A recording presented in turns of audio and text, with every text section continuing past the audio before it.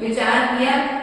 एक भक्त ने भगवान के चरणों में निवेदन किया, मेरे पाप कर्म ही मुझको प्रीति न करने देते हैं, जो चाहूं मैं विनूं आपसे रोक मुझे वो लेते हैं, छीटा दे दो ज्ञान का होश में आऊं मैं। क्या मैं चाहता तो भगवान आपके पास आना, लेकिन मेरा जो जन्म जन्म का पाप कर्म है वह मुझे आप तक पहुंचने।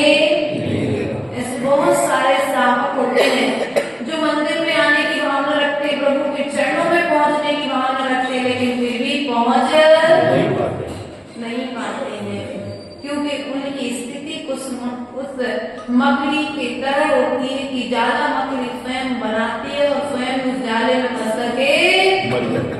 हमने खुद ही व्यापार बहुत बड़ा किया है, हमने ही परिवार बहुत बड़ा किया है, हमने ही संबंध और रिश्तेदारियां बढ़ाई हैं, और अब उनको समय देते देते हमें सर्वज्ञ प्रभु के लिए समय नहीं मिल पा रहा है।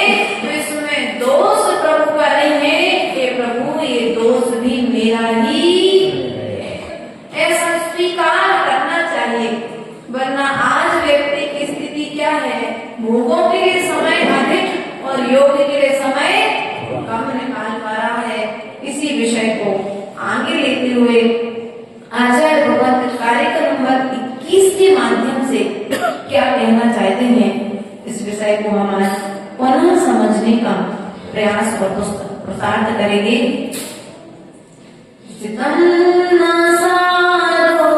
यदि साधु व्रता परोपकारा न सो विवर्जिता कृतं नाटिको धरणादिकृत्यं मया मुदा धाहारतुमेष जन्म।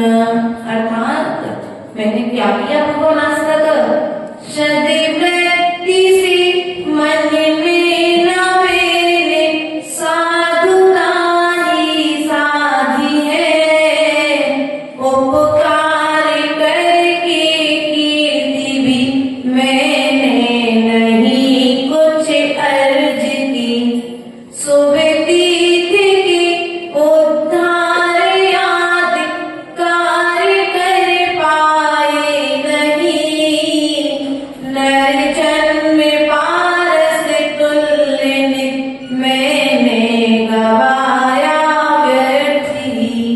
क्या किया भगवान, मैंने गुरु का सानिध्य तो पाया, लेकिन गुरु के हृदय में स्थान नहीं पाया। क्या आज तक मुझे गुरु का सानिध्य तो मिला, लेकिन गुरु के हृदय में स्थान नहीं मिला। मैंने गुरु के चरण तो छुए, लेकिन मैंने कभी उनके आचरण को नहीं छुआ। इसी कारण मुझे पंचम काल के दुखों को भोगना पड़ रहा है।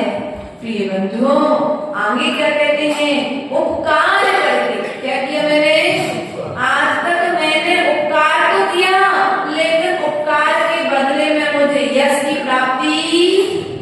क्या गुरु के पास जाओ तो आचरण सीख लेना, और परोपकार करने का फल क्या है, यश। यश कैसे मिलेगा, सबको यश चाहिए सबको। यश नाम का यश नहीं, कीर्ति, प्रभावना, नाम, ख्याति चाहिए। यदि चाहिए है तो आचार्य भगवंत ने कहा है तुम परोपकार करो। क्या करो, किसका परोपकार करो, प्रत्येक जीव जो दीन दुखी जीव है, उन दीन दुखी जीवों की रक्षा करो। बदले में लेने के लिए नहीं, वो तो अपने आप बदले में मिलेगा ही मिलेगा। इसलिए परोपकार करो, तुम्हारा यश अपने आप मिलेगा। हमने आज तक उपकार नहीं किया, किसी भी जीव पर दया नहीं की, और उल्टा हमसे बन गया तो हमने किसी की उन गुणों को अपने मुख से ना कह करके मैंने उन्हें अवगुण में प्रस्तुत। आप लोग कैसे यश कीर्ति नाम कर्म और यश कीर्ति नाम कर्म सुना आप लोगों ने? सिद्ध चक्र ध्यान जिनने किया होगा उनने सुना होगा।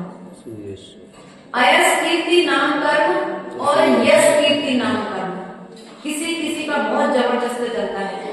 जैसे आचार्य भगवंत विद्यासागर जी का चला, शांति सागर जी का चला, अपने विमल सागर जी का यश चला। यहाँ जाने के बाद में भी यदि उनकी प्रतिमा के सामने कोई अर्जी लगा दे, विमल सागर जी का अर्जी लगा दे, तो निश्चित ही वह आज भी पूर्णता को प्राप्त होती उसकी भावना।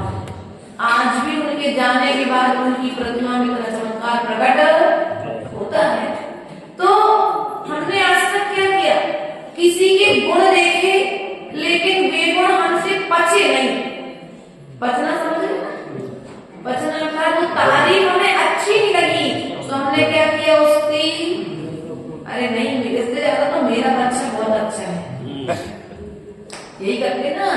99% बनाए हैं मेरे बच्चे ने, तो अब उस समय में 75% बहुत होते थे।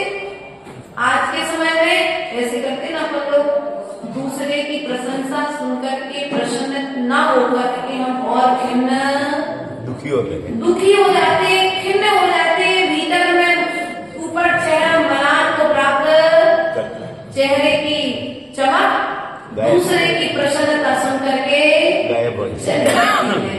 और अब तुम जब दूसरे की प्रसन्नता सुन करके तुम्हारे चेहरे की चमक चली गई, उस समय तुम्हारे चेहरे की चमक नहीं गई, उस समय तुमने अयस कीर्ति नाम कर्म का बंध कर। अब वह अयस कीर्ति नाम कर्म का बंध कहीं न कहीं उधर में आएगा ही आएगा। तुम सब कुछ अच्छे काम करोगे लेकिन तुम्हारा नाम, भैया का क्या नाम? आशीष भैया। अच्छा ये भी आशीष है। आशीष भैया रोज अभिषेक करने जाते थे, रोज अभिषेक पूजन करते थे, लेकिन इनके अभिषेक पूजन की कोई चर्चा नहीं। एक भैया पहले दिन ही आया अभिषेक पूजन करने के लिए और समाज के लोगों ने उसका सम्मान कर दिया। पहली बार आया, पहले दिन आया और उसको सम्मान मिल गया, उसकी ख्याति हो गई समाज में। देखो कितना अच्छा बच्चा है कि अभिषेक करके आने लगा। अब आशीष के मन में भाव आ जाए, मैं तो रोज करता हूँ, मैं रोज आता हूँ, लेकिन मेरा कभी समाज ने सम्मान नहीं किया। वो एक दिन आया और उसका सम्मान, उसका यह यश कीर्ति नाम कर्म का उदय है। उसने थोड़ा सा पुण्य का कार्य किया नहीं कि तत्काल उसका यश, पूरी समाज में उसका नाम हो गया एक दिन के दान से। तुमने सालों भर तुमने दान किया, साल भर दान किया, लेकिन तुम्हारे दान का नाम नहीं हुआ। किसी ने 1000 रुपए 1100 रुपए दान दिए और उसका नाम, समय की बलिहारी है। जिस समय पर जिस चीज की आवश्यकता है उस समय पर यदि तुम वह कार्य करोगे तो यश को प्राप्त होगे, और अन्य समय पर कार्य करोगे तो यश को प्राप्त नहीं हो। अब तुमने मंदिर बन रहा था और बसंत भैया के घर पर सब लोग पहुंच गए, सेठ जी कुछ दान, तो सेठ जी ने कहा नहीं भैया अभी नहीं, बाद में करेंगे। पर मंदिर बन गया, भगवान बैठ गए, पंचकल हो गया, सब कुछ हो गया। अब बसंत भैया खूब दान देते रहे, क्योंकि उसकी चर्चा होगी क्या? अब उस दीवार पर वो जो पट बन रहा था नाम लिखने वाला, उसमें नाम लिखा जाएगा क्या? अब तुम कहो कि मैंने तो खूब दान दिया लेकिन फिर भी मेरी कोई चर्चा, मेरी कोई चर्चा नहीं है। और सामने वाले ने 11,000 रुपए दान दिए और उसका सिला पे नाम लिख दिया। ये उसका यश कीर्ति नाम कर्म का उदय है। उस समय 11,000 रुपए की जरूरत थी, उस समय पर उसने सहयोग किया था, इसलिए उसका नाम शाश्वत रूप से यश को प्राप्त। और अब तुम 11 लाख भी दान करके पेटी में डाल दो तो तुम्हारा नाम उस सिरा पट्ट पे लिखने वाला, लेकिन मन में क्या आ जाता है? दान देते मन हर्ष विषेक है, हर्ष नहीं होता। आजकल व्यक्ति दान देने के बाद में प्रसन्नता नहीं होती, वह यह सोचता है मैंने इतना दान दिया है तो मेरा नाम होना चाहिए, लेकिन नाम नहीं होता तो खिन्नता। इसलिए इस मुख से कभी किसी का अयस गान मत करना, वरना तुम्हारा ही अयस करने वाला कोई दूसरा। यदि यश चाहते हो, नाम चाहते हो, अपनी प्रभावना चाहते हो, तुम्हारे जाने के बाद में भी तुम्हारे परिवार का यश बना रहे, कीर्ति फैलती रहे पूरे नगर में, तो प्रभु का सदा कीर्तन करते रहना और प्रभु का यशोगान गाते रहना, तब जाकर के तुम्हारे कीर्ति स्थायित्व को प्राप्त होगी। इसलिए प्रिय बंधुओं, आज तक मैंने क्या किया कि भगवान मैंने आज तक यश नहीं कमाया, इसलिए मेरा भी आज यश नहीं हुआ।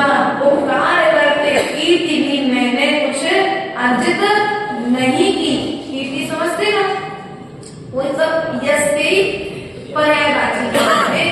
हम चाहते तो बहुत सारे उसमें हैं, लेकिन कार्य उसमें करते, चाहते तो मुट्ठी भर देके दरिया भर है। मुट्ठी भर समझ गए, मुट्ठी भर चावल देते दरिया भर, दरिया भर मतलब बहुत सारा। अच्छा ये कविता आती इसलिए नहीं बोले, आती तो आप लोग तत्काल बोल देते। अच्छा है, प्रवचन में सहयोग तो करते कम से कम। उसके पश्चात में कहते हैं कि आत्मोद्धार चाहते हो हे जीव, यदि तुम आत्मा का उद्धार चाहे तो क्या करो, रत्नात्रय का पालन करो। किसका उद्धार चाहते हो? रत्नात्रय, अर्थात अपना कल्याण चाहते हो। तो रत्नात्रय कितने होते हैं? कौन कौन से? सम्यक दर्शन, सम्यक ज्ञान, सम्यक। इन तीन रत्नों का पालन करो। कब करो? जवानी में करोगे कि बुढ़ापे में करोगे? इन रत्नों का पालन, रत्नात्रय का पालन कब करोगे? कुंद स्वामी ने 18 वर्ष 8 वर्ष की उम्र से प्रारंभ कर दिया। तरुण सागर जी ने 13 वर्ष की उम्र में व्रतों का पालन करना प्रारंभ कर दिया। आज हमारे बीच में अक्षरा दीदी 12 साल की है, 12 साल की थी जब आई थी, आज लगभग 15-16 साल की होगी लगभग। उसने उस उम्र में रत्नात्रय की आराधना करना प्रारंभ कर दिया। अब हमारा समय कब आएगा? हमें कभी ना कभी विचार तो, हमने पर को निहारते निहारते मेरा समय निकल गया। अचेतन तीर्थों का निर्माण करते करते समय निकल गया, लेकिन मैंने आज तक चेतन तीर्थ का निर्माण नहीं किया। चूना मिट्टी की धर्मशाला तो बनाई है, लेकिन मैंने अपनी इस आत्मा को नहीं बनाया आज तक। चेतन अर्थात चेतन क्या है? बोलो तो, चेतन क्या है? आप लोग आत्मा हो कि अचेतन पुद्गल हो? जीव हो कि अजीब? चेतन हो कि अचेतन? पुद्गल तो नहीं हो? नहीं, पुद्गल के साथ में तो हो कि नहीं हो?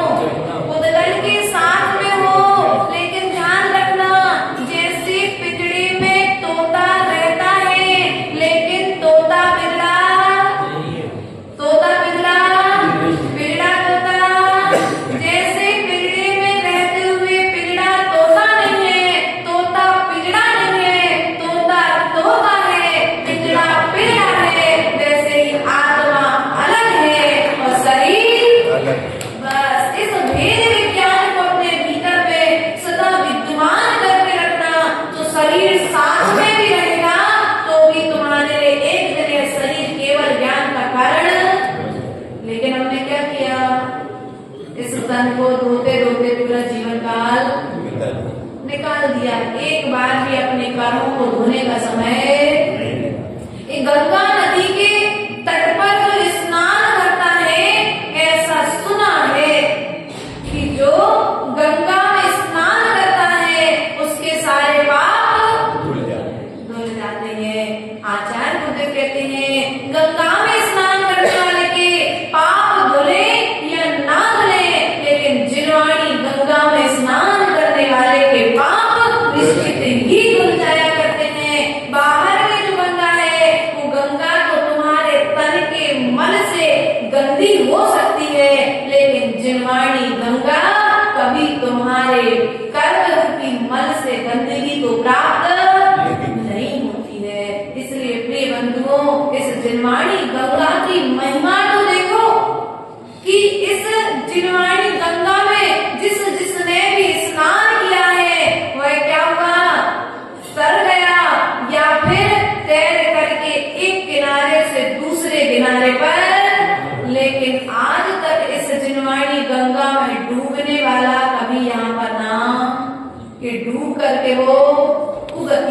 प्राप्त हुआ हो, ऐसा कोई नाम मिला क्या आज तक?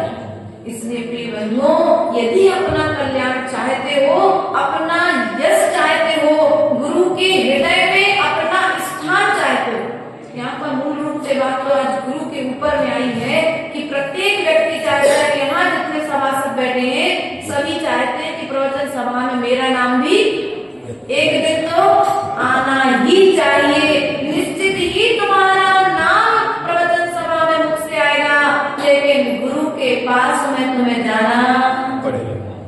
गुरु के दिल में, हृदय में जब तुम स्थान बनाओगे तो गुरु तुम्हें अपने मुख से तुम्हारा नाम भी पुकारेंगे। क्योंकि नाम किसका लिया जाता है? जिसके अंदर में कुछ गुण, बुरा मत मानना, सबके अंदर गुण है। मैं तो सोच रहा हूँ हम लोग के अंदर गुण नहीं है भैया, गुण तो सबके अंदर में है। सभी भविष्य के होने वाले भगवान आत्मा है, लेकिन फिर भी किन्हीं किन्हीं जीवों का यश कीर्ति नाम कर्म का उदय है। तो पहले दिन सभा में आया और पहले दिन उसका गुरु ने नाम ले दिया। इसलिए प्रिय बंधुओं, कभी भी मन में खिन्नता। आजकल एक चीज और है, गुरुजनों के पास आप लोग जाते हो, कह दो महाराज आशीर्वाद दे दो। क्या मानते आप लोग? आशीर्वाद 3 तरह से दिया जाता है। कितने प्रकार से दिया जाता है आशीर्वाद? बोलो तो कितने प्रकार से? मन से, वचन से और काया से। अब आपको मन से आशीर्वाद चाहिए, वचन से आशीर्वाद चाहिए कि तन से आशीर्वाद चाहिए? ये आपको निर्णय करना पड़ेगा। यदि आप मन से आशीर्वाद लेते हैं तो 85%। कितने प्रतिशत? बोलो तो कितने प्रतिशत? 85%। आपने मन के बाद वचन से आशीर्वाद की कामना रखी तो आपके लिए 10%। कितने प्रतिशत? संतश्री माता जी कितने प्रतिशत? 10%। और यदि आपने तन से आशीर्वाद की भावना रखी तो कितने प्रतिशत? अब बताओ। आप तो कहते महाराज हाथ तो रख दो, महाराज हमसे कुछ कह दो आप हमारे लिए। ध्यान रखना, तुम अपेक्षा मत रखो। गुरु ने एकांत में बैठ करके यदि तुम्हें स्मरण भी कर लिया तो आशीर्वाद तुम तक पहुंच। तुम ये विचार मत करो कि गुरु हाथ रखेंगे तभी आशीर्वाद होगा। तुम ये भावना मत रखो कि गुरु मुख से कहेंगे तभी आशीर्वाद होगा।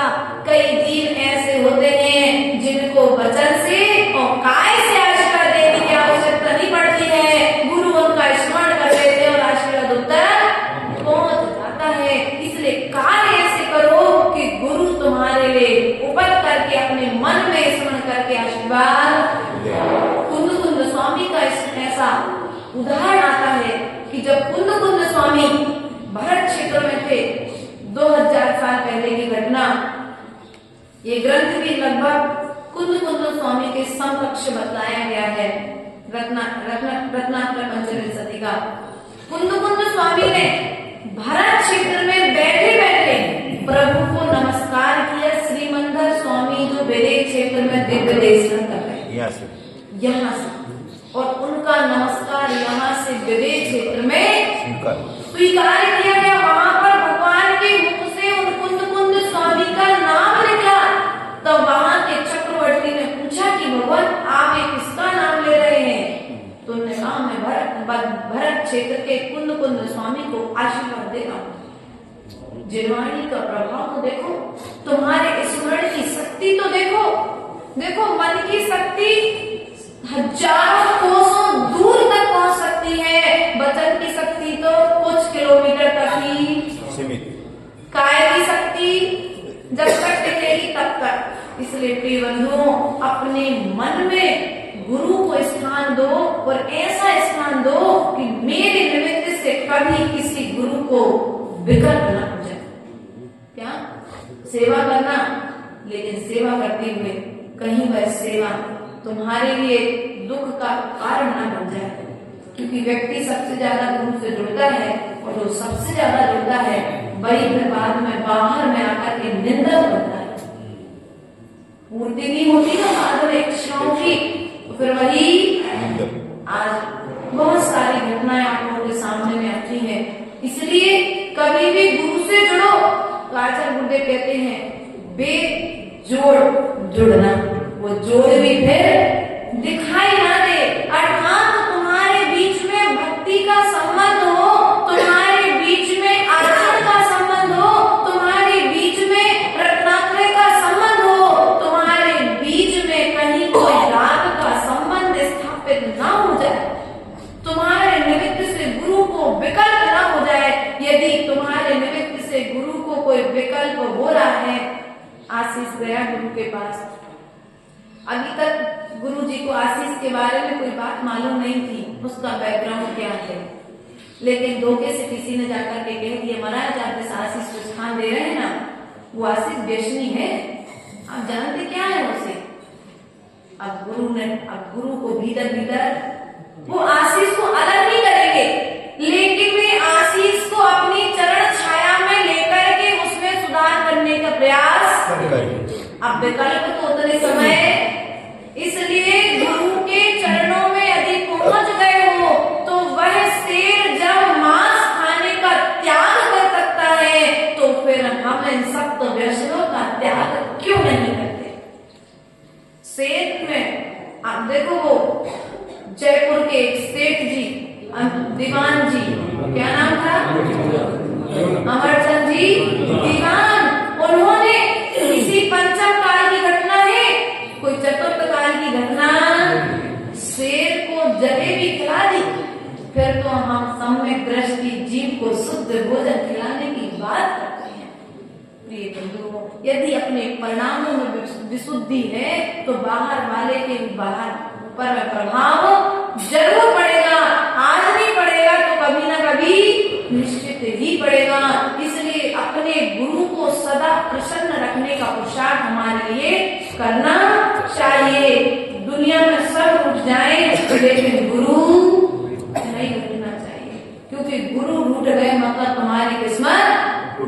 प्रभु बोलते नहीं है जिनवाणी मांगो तब देती है, और गुरु एक ऐसे उपकारी है कि तुम्हें ना भी मांगो तब भी गुरु तुम्हें तुम्हारे उपकार की बात बता दिया करते हैं। इसलिए ऐसे परोपकारी पंचम काल में चलते फिरते निर्ग्रंथ मुद्रा को धारण करने वाले तत्वधनों का कभी अपमान, कभी मुख से अपशब्द, कभी तन से कोई गलत क्रिया, कभी मन में भी गलत विचार मत करना, क्योंकि उस गलत विचार का फल सीता ने पाया था, उस गलत विचार का फल श्रीपाल ने पाया था, और कहीं हमें भी तो नहीं पाना है, उस गलत विचार का फल सैनिक ने पाया है।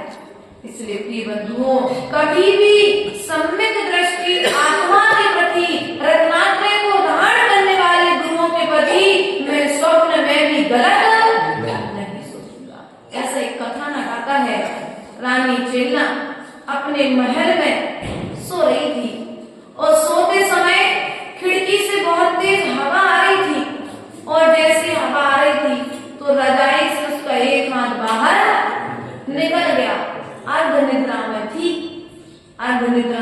हाथ बाहर निकल गया, उसको मुख से इतना शब्द निकल गया, उनका क्या निकल गया। और जैसे उसके मुख से ये शब्द निकला, उसी समय श्रेणी की निद्रा भंग हो गई। श्रेणी का विचार करने लगा, मेरी पत्नी मुझसे ज्यादा किसी दूसरे को चाहती है।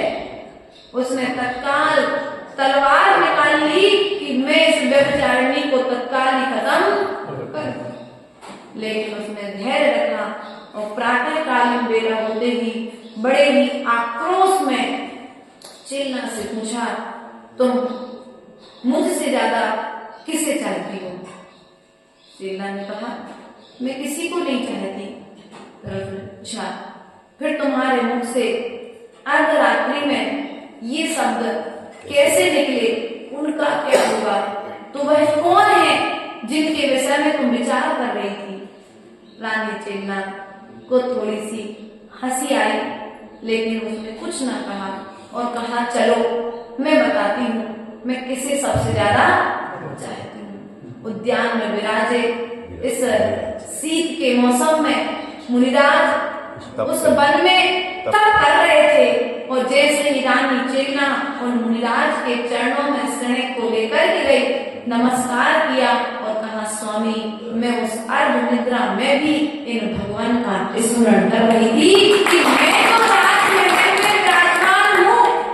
राजमहल में रजाई के भीतर होने के बाद में भी मेरा थोड़ा सा हाथ बाहर हो गया तो हवा के स्पर्श से मुझे अंदर ठंड लग रही है। बाहर खुले मैदान में बैठे मुनिराज का क्या हो रहा होगा। ये होती है सम्यक दृष्टि जीवों की भावनाएं। रत्नात्रय धारियों के प्रति वे कभी शंका नहीं करते और यदि जो शंका करते हैं वे सम्यक दृष्टि नहीं होते हैं। ऐसा आचार्य भगवंत ने बतलाया है। और आगे आचार्य भगवान क्या कहते हैं कार्य का नंबर 22 के माध्यम से हम सभी समझने का प्रयास और पुरुषार्थ करेंगे। वैरागी रंगो ना गुरुदीति तेसु ना दुर्जनाना वचनेषु शांति नध्यात्मिलेषु मंगोऽपि देव तर्या कथं परम्यं भवाति।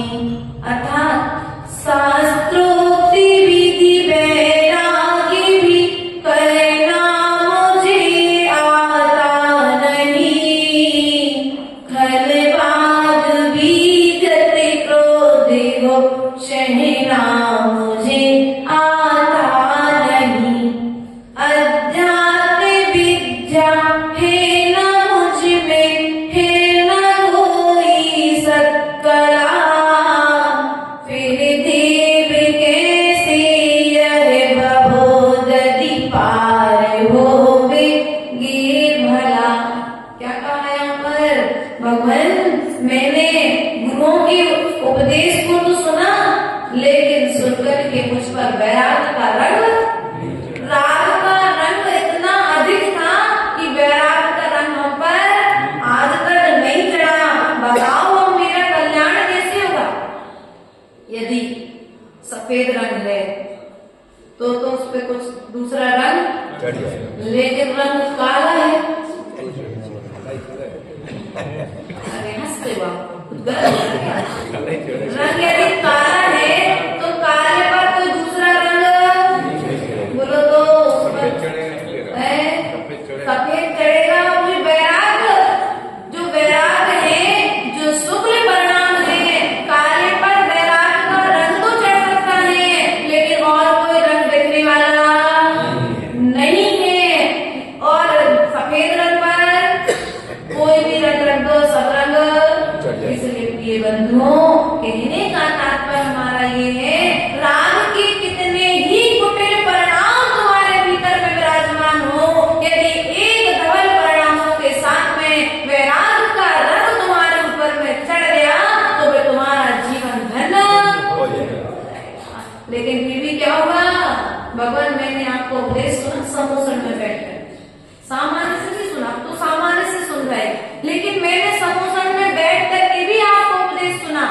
और पंचम काल के तीर्थंकर स्वरूप आचार्य विद्यासागर जी जैसे महान आचार्यों का उपदेश भी सुना, फिर भी महेश को वैराग क्योंकि चादर काली ओढ़ करके, काली चादर ओढ़ करके गए थे, इसलिए भीतर में दूसरा रंग नहीं चढ़ पाया। भगवान मैंने शास्त्र विधि से आज तक वैराग को प्राप्त नहीं किया। और तो और दुर्जनों के दुष्ट वचन सुने, हमारे लिए कौन कौन क्या क्या नहीं बोलता, साधुओं के लिए भी और श्रावकों के लिए, लेकिन फिर भी मैं वो सब शब्द पी गया, सहन कर लिए। इतना सब कुछ अपशब्द सुनने के बाद में भी मुझे वैराग नहीं आया। आध्यात्म विद्या है ना मुझ में। मनु अर्थात ज्ञान, मनु अर्थात बोलो तो मनु अर्थात ज्ञान। मानव, अर्थात जो ज्ञान से सहित मानव है उसे कहा गया है मन। क्या कहा गया उन्हें? मन। आदिनाथ भगवान के पिता कौन थे? नाभि क्या है? मनु है कि नहीं है? तो ऐसे मनु जिन्होंने ज्ञान के बल पर केवल ज्ञान को प्राप्त किया है, लेकिन हमारा ज्ञान कहाँ पर जा रहा है? आर्त रौद्र ध्यान के बल पर हमारा ज्ञान हमारे लिए विष के समान फल दे रहा है। इसलिए प्रिय बंधुओं, अपने ज्ञान का सदुपयोग करो। वही ज्ञान तुम्हारे लिए आध्यात्म विद्या, कौन सी विद्या चाहिए? आध्यात्म विद्या, अर्थात आत्मा में प्रवेश कराने वाला ज्ञान मुझे आज तक नहीं हुआ। मैंने भगवान सब तरह की प्रवृत्ति की, लेकिन मेरा मन कहाँ पर लगा रहा? विषय भोगों में लीन रहा है, इसलिए मेरा आज तक कल्याण नहीं हुआ। लेकिन फिर भी प्रभु मैं प्रायश्चित करता हूँ, आपके चरणों में अपने पापों का प्रत्याख्यान करता हूँ, और अब मैं इस मनुष्य जन्म को पाकर के वैराग्य को प्राप्त करके, वीतरागता को प्राप्त करके मैं मोक्ष मार्ग पर बढ़ करके अपना कल्याण करूंगा। ऐसा संकल्प प्रत्येक जीव का होना चाहिए। मरण के पूर्व की तैयारी, शिखर जी जाने के पहले तो तैयारी करते हो, लेकिन मरण के पूर्व की तैयारी क्या चल रही है? शादी में है, उस समय बाद पिया की शादी होगी, तैयारी अभी से। जिस दिन से बेटी का जन्म हुआ उस दिन से उसके विवाह की तैयारी माता पिता एफडी बना करके जमा कर देते हैं। और माँ जब कहीं बाहर जाती है तो ये बच्ची की जब शादी होगी तो ये चीज हम उसको 20 साल बाद जो कार्य होना उसकी तैयारी 20 साल पहले से प्रारंभ कर दी है। तो हमारे मरण का तो काल निश्चित ही नहीं है, तो उसकी तैयारी कब से चालू करोगे? मरण की तैयारी यदि करोगे तो यह मनुष्य पर्याय पाना तुम्हारे लिए सार्थक होगा। क्योंकि संसार में जलतरणी विद्या सिखाने वाले बहुत लोग हैं, जलतरणी नवतरणी विद्या सिखाने वाले बहुत लोग हैं, लेकिन भवतरणी यदि विद्या को सिखाएगा तो वह मात्र एक माँ जिनवाणी है। इसलिए जिनवाणी माँ के पास बैठ करके भवतरणी विद्या को सीखने का प्रयास और पुरुषार्थ करो, आत्मसात करने का प्रयास करो, तभी जाकर के जिनवाणी का साथ तुम्हारे जीवन में प्रकट होगा। इन्हीं भावनाओं के साथ परम पूज्य आचार्य सिद्ध श्री माता जी की, पूज्य हरि का संग की। ज्ञान से